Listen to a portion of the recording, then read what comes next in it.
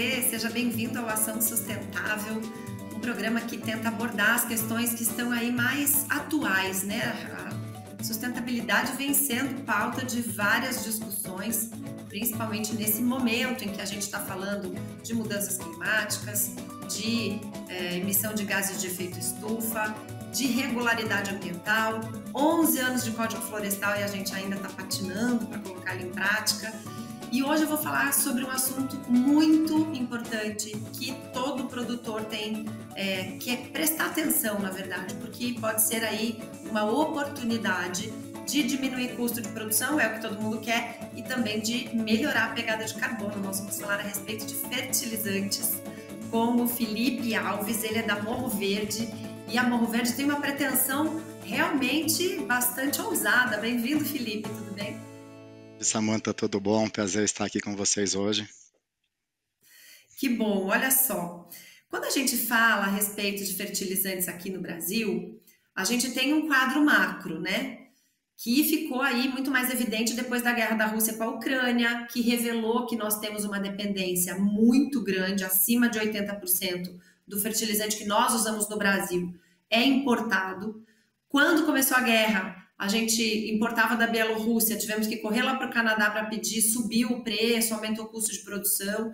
Mas o que eu acho que ficou mais premente é porque um país que tem uma vocação produtiva, que tem como agronegócio a sua principal atividade, tem tanta dependência de fertilizantes de fora, sendo que a gente tem muito recurso natural aqui. Eu queria que você abordasse um pouquinho, antes da gente entrar na discussão aí da Morro Verde, a pretensão muito ousada de vocês, qual que é a sua avaliação a respeito desse contexto de fertilizantes aqui no Brasil?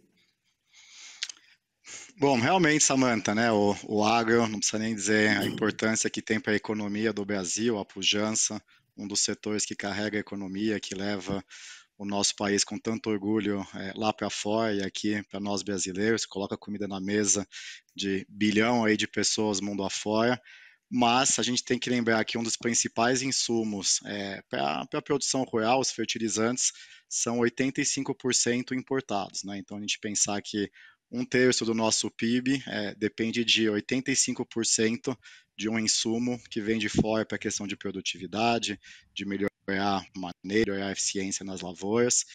Então, assim, dentro desse contexto, a minha formação original é engenharia de Minas, né? E aí eu brinco, há 15 anos atrás eu tomei duas decisões, casar com uma fazendeira e olhar o setor de fertilizantes, que é um meio do caminho de um minerador para o agro, onde a gente se encontra, né? E aí a gente vasculhou, olhou diversas questões aí Brasil afora, com essa visão de contribuir com o produtor rural brasileiro, né? De trazer uma soberania maior para o nosso país, para o nosso produtor, realmente fazer uma atividade produtiva, mas que sirva essa cadeia fundamental com esse nível de dependência tão grande. E a gente sabe, né, a gente viu agora, primeiro com a Covid, a questão da quebra da cadeia de suprimentos, a dificuldade que foi de chegar a barcos, de movimentar grandes volumes ao redor do mundo pelas questões da Covid, fechamento de portos, inspeções mais demoradas, e logo na sequência, quando a Covid começou ali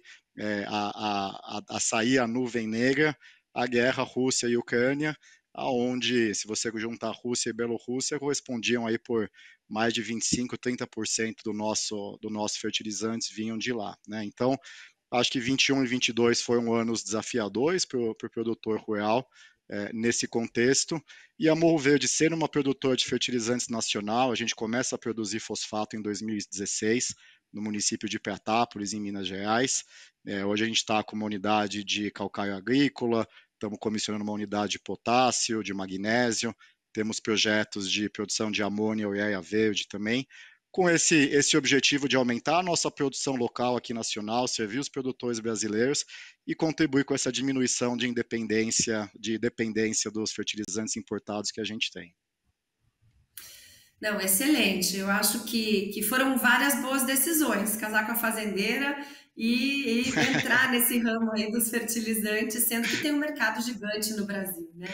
A Morro Verde, ela é totalmente brasileira, nasceu aqui, não tem nenhum sócio estrangeiro, nada disso. Eu sou brasileiro, eu sou o maior sócio da empresa, sócio controlador. A Morro Verde tem todas as operações aqui. A gente tem um pouquinho do capital social que é de fora, mas representa aí menos de 20% do capital total. Então, a nossa essência, a gente opera tudo aqui, a nossa base é aqui, nós todos ficamos aqui, então, genuinamente, somos uma empresa brasileira, contribuindo com o nosso país, com a nossa soberania, com o equilíbrio dos nossos solos e alavancar um pouco a eficiência, a produtividade do nosso setor agro. Muito bem. Além dessa brasilidade e além dessa identificação efetivamente de uma necessidade que existe no Brasil, né, de diminuição da dependência, vocês resolveram adotar uma meta super ousada aí de neutralizar as emissões, ser uma empresa de fertilizante carbono neutro. Quando você fala em potássio, a gente fica pensando, a extração é uma mineração, a extração do potássio é um processo poluente. Quando a gente fala de outros fertilizantes, cada um aí, calcário, cada um tem no seu processo alguns impactos. Então, qual que é o plano, né? Qual que é essa mágica aí que vocês pretendem fazer para neutralizar? E o prazo é 2030, isso? 2025, mais ambicioso Olha aí, ainda. quando eu falo de ousadia, eles estão mais ousados ainda. 2025 está na porta, Felipe. Como que vocês vão fazer É isso? isso.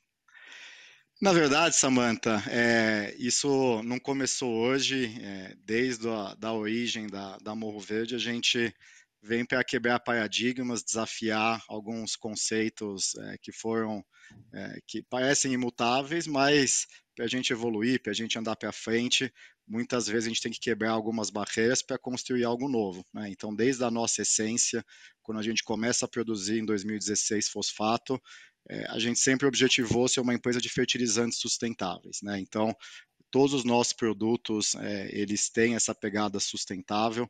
A gente não trabalha com produtos que tenham alto impacto aí ambiental negativo.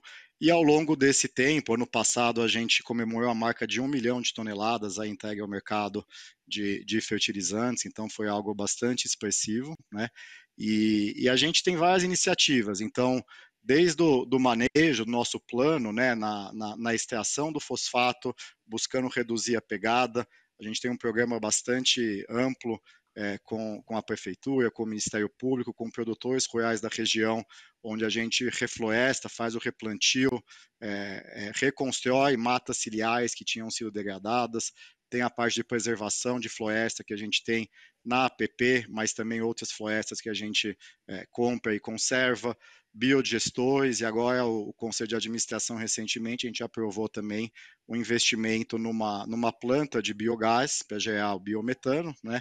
E isso para ter uma substituição do diesel, seja em geradores elétricos ou mesmo na nossa frota de maquinário da operação, que é um grande poluente, né? Então a gente está em conversas com alguns fornecedores nossos de equipamento, escavadeiras, caminhões, carregadeiras, para fazer essa conversão de diesel para biogás, e a mesma questão na parte do fornecimento elétrico, né? Então a gente está conectado com o grid, a gente está bem próximo da usina de Furnas, mas uma parte ainda a gente precisa converter para biogás, então essa foi, acho que, o último grande passo aí que a empresa está dando na conversão de combustíveis de fontes fósseis, buscando esse renovável até 2025. Hoje, a gente, por coincidência, está terminando nossa auditoria de pegada de carbono semana que vem. A Morro Verde hoje já emite 90% menos CO2 por tonelada de fertilizante de fósforo, de calcário, de potássio, do que outras alternativas de mercado. E até 2025 a gente quer diminuir, zerar esses 10% adicionais. E acho que, né, para completar um pouco essas duas respostas, é uma intersecção de dois temas muito relevantes, caros e próximos do nosso cotidiano, que é a dependência de fertilizantes importados e transição energética, descarbonização do mundo, né? Então, a Morro Verde se propõe a ser a primeira empresa brasileira de fertilizantes 100% carbono neutro. A gente tem um projeto grande que a gente está desenvolvendo de amônia ureia verde, então pouquinho depois de 2025, a gente quer estar fornecendo também o ciclo completo aí de NPK para os produtores rurais brasileiros, contribuindo com a lavoura de cada um deles nos fertilizantes e nessa descarbonização dos produtos da nossa agropecuária. Que legal, fica com certeza a minha torcida, mas agora eu entendi um pouquinho por que é para 2025, porque o processo já está adiantado, né, na execução, e são planos estruturados. Como que começou? A gente tem aí 3 minutinhos ainda nesse bloco, eu vou deixar um pouco para o bloco que vem para o pessoal ficar curioso e ficar aqui com a gente. Mas só me responde uma coisa. Essa ideia veio de fora do conselho ou dessa administração, você como sendo o acionista majoritário, ou isso veio de dentro de casa? É um movimento nosso, né? A gente tem muito orgulho, as pessoas perguntam, né, quando eu tenho que fazer algum discurso para os nossos mais aí de 250 colaboradores, mais de 500 clientes pelo Brasil, o que me dá satisfação, e claro, isso nos dá ali um senso de conquista, né, de conseguir construir algo basicamente do zero, mas o que me dá bastante alegria é quando eu vejo a minha essência, a essência da Morro Verde sendo traduzida em cada um dos nossos colaboradores, né? E uma coisa que eu posso dizer, a essência da Morro Verde é para quebrar paradigmas, para construir algo novo, para a gente brinca, né? Revelar um futuro mais equilibrado. Então, se a gente olhar a dinâmica da cadeia de fertilizantes, seja o processo Haber-Bosch da ureia, ou mesmo o super simples, são processos que são centenários, do começo do século XX, ali 1910, 1905, 1920, e tudo no mundo mudou, né? O agro, a revolução que o Brasil passou nesses últimos 50 anos, nesses últimos 10 anos, e a gente enxergou desde o começo, quando fez essa migração da mineração para o fertilizante e para o agronegócio, a nossa possibilidade de contribuir com algo novo, pensar diferente, mas que gere valor para o produtor, para o Brasil, e o nosso retorno é uma consequência daquilo que a gente está contribuindo com a sociedade e a agricultura brasileira. Muito bem, é quando tem esse propósito que as coisas acontecem. Eu vou dar um intervalinho, vou para o nosso break. Daqui a pouco a gente volta falando como vocês vão fazer isso acontecer, se tem muito investimento, enfim, desafios. A gente já vem.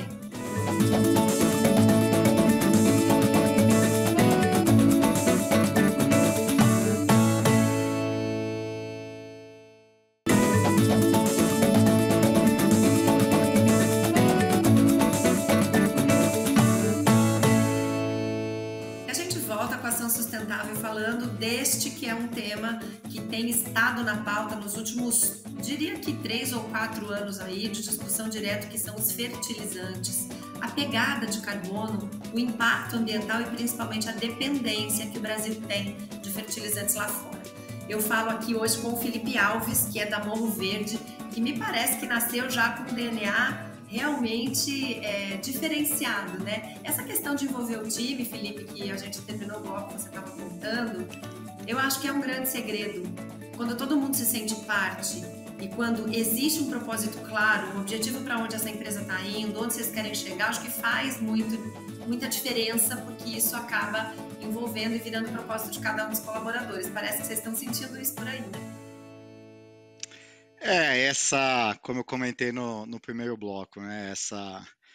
A gente enxerga a empresa como um agente de desenvolvimento, de evolução do nosso entorno, das pessoas que habitam em volta da operação, dos produtores que a gente fornece, do estado, né, do município, contribuindo com impostos. Então, assim, eu brinco com o pessoal que a Morro Verde eu posso ter tido a ideia maluca lá atrás, eu sou o fundador, eu sei que a essência ali, eu sou grande parte disso, mas no final é a soma do talento, da contribuição, do sonho de cada um de nós, e isso refletido na realidade, a gente vê basicamente de 2016 para cá, a gente tem crescido aí a 50% ao ano na produção, abrindo novas unidades, conseguindo clientes novos, e realmente a gente enxerga em 2016, quando a gente começou, brincando que éramos tratados assim com um pouco de loucura, e isso eu não vejo como um problema não, mas o quanto as coisas mudaram nesses últimos 5, 6, 7 anos, né. Então hoje você vê grandes produtores rurais com centenas aí de milhares de hectares de soja, de algodão, de pecuária, olhando para alternativas nacionais, buscando um fertilizante mais sustentável, buscando os biológicos, buscando um manejo diferente. E hoje a gente tem parcerias com os principais institutos, universidades técnicas do nosso país, do ramo da agronomia, validando esses trabalhos, né? Então, eu acho que isso, o dia a dia nos dá a satisfação de ver o nosso sonho de grão em grão sendo construído e cada um dos nossos colaboradores, dos nossos clientes, é uma parte relevante disso. Felipe, esse envolvimento da academia é uma soma, né, que faz muita diferença, porque o Brasil tem uma deficiência em investimento em pesquisa. A gente está vendo agora o Plano Nacional de Fertilizantes correndo atrás de um prejuízo que foi ali colocado no cantinho, esquecido, até a gente ter uma necessidade, né? E, de repente, se a academia tivesse participado de outros projetos, se nós tivéssemos desenvolvido, tem projetos da Embrapa com rochas, tem projetos de biofertilizantes que estão aí e que podem até ser os substitutos do nosso NPK, mas que a gente ainda não tem essa certeza científica, nós estaríamos talvez mais adiantados, né? Conseguíssemos fazer com que não tivesse um custo de produção tão caro, tão pesado para o produtor. Mas quero emendar aqui uma pergunta com relação, você falou de novas unidades e que vocês começaram com fosfato e que vocês têm potássio e calcário, enfim, como é o processo de licenciamentos ambientais nesse ponto? Isso não atrasa um pouco? Porque é uma burocracia, é uma dificuldade, a gente tem aí minas de potássio pelo Brasil embargadas ou que não tem licença de exploração. Como é que a Morro Verde tem encarado esses desafios burocráticos do nosso país? É um desafio, Samantha, sem dúvida. Eu digo que se a gente conseguisse melhorar a celeridade de decisões administrativas ou de processos regulatórios, não só o ambiental, com certeza a economia, o PIB do Brasil, a atividade econômica, fluía de uma forma bem mais tranquila, né? Então, a gente sempre, nossa equipe de meio ambiente, a gente tem diversos colaboradores, uma gerência específica de meio ambiente, licenciamento, relações com a comunidade. Tenho que admitir, a nossa principal unidade ela é servida pela Super de Varginha, a gente tem uma relação muito boa com o órgão ambiental de Minas, então a gente não pode reclamar não do tratamento que a gente recebe deles, claro que tem um escrutínio ali de informações, de cumprimento de condicionantes, não só do órgão ambiental, mas de IFAM, do MAPA, diversos órgãos reguladores, mas a gente vê que quando você faz as coisas certas, com uma boa intenção, via e mexe, né? Tem alguma coisa que demora um pouquinho mais, mas não podemos reclamar do nosso processo de licenciamento. A gente tem conseguido, em muito pouco tempo, de 2013 até 2016, quando a gente de fato cubou a primeira jazida e começou a produzir, 3 anos é um período curto, né? Que normalmente demora 10, 15 anos, outros ativos em regiões mais sensíveis tendem a demorar mais. Mas olhando para o mercado de forma geral, como sustentabilidade e produção nacional, sem dúvida, deveria ser um ponto de atenção.